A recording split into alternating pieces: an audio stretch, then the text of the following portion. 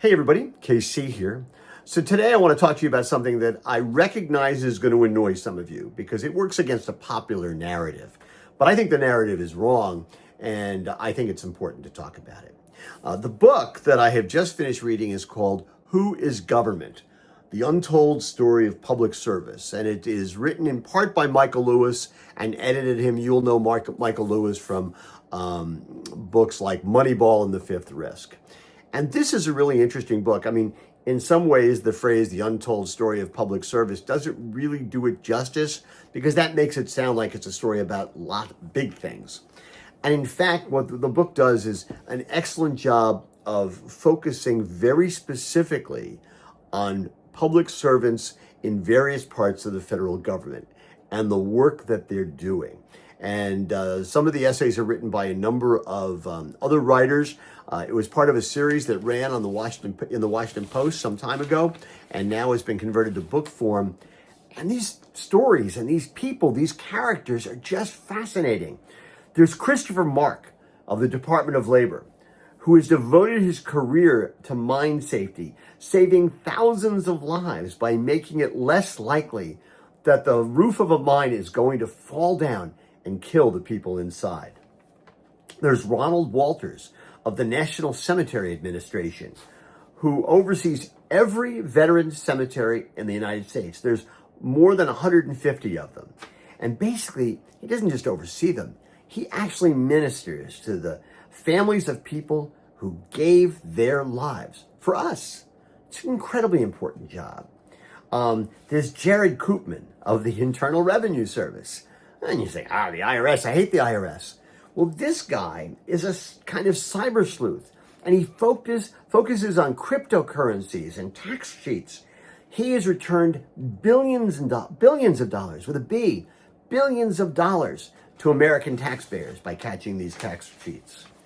There's Sarah Vowell of the National Archives, who has basically helped to digitize the nation's archives so they're available to everybody. All of us can get into the National Archives. She's literally making history accessible to all of us. She's inventive, she's innovative in her approach, and she is not a cost. She is an investment because she is working to make sure that our future is one that understands the past. There's Heather Stone of the Food and Drug Administration. And she basically helped to create a mechanism that allows doctors who work on treat rare diseases to report their cases, report their findings, and in doing so creates a database that allows doctors to save people's lives, to save Americans' lives. And there's a few more. It is an extraordinary series of profiles. And listen, I've talked about this here on Morning News Beat before.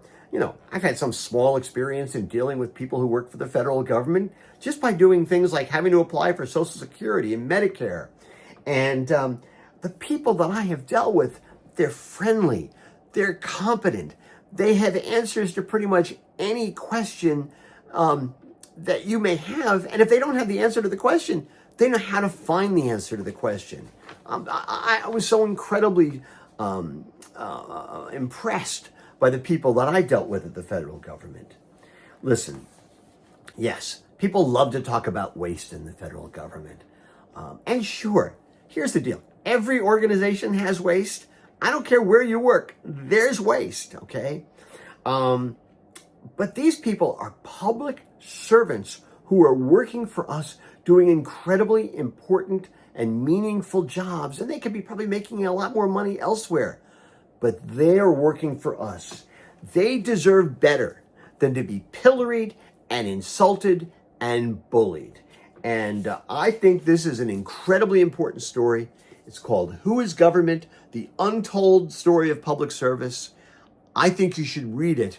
And maybe if you have a negative impression of the people who work for us, and yeah, there's a lot of them. It costs a lot of money, but I think you're going to read this, and I think maybe if you have an open mind about it, you'll come out of it with a different opinion of the public servants who make the United States of America the United States of America.